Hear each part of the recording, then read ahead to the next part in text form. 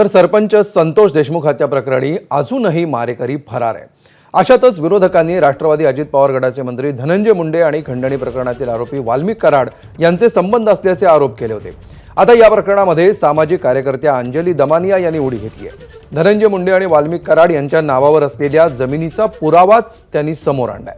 धनंजय मुंडे आणि वाल्मिक कराड यांच्यातील आर्थिक सख्य किती आहे याचे धडधडीत पुरावे म्हणजे कंपनी एकत्र आहे, जमीन एकत्र आहे असं म्हणत दमानिया यांनी जगमित्र शुगर्सचे 6 सातबारे प्रसिद्ध केले।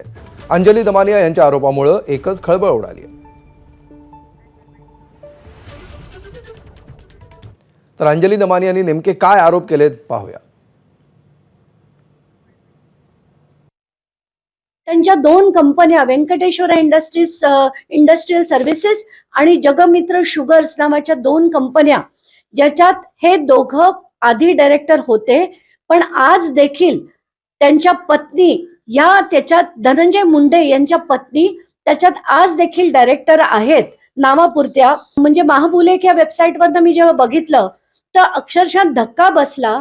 मग मी हे सातबारे जे आहेत ते डिजिटली डाउनलोड केले आणि बघितलंय की त्याच्यात दोघही आपले धनंजय मुंडे आणि वाल्मिक कराड हे दोघही त्याच्यात डायरेक्टर्स आहेत आणि त्या दोघांचीही नावं त्या सातबाऱ्यामध्ये 88 एकरवर आहे।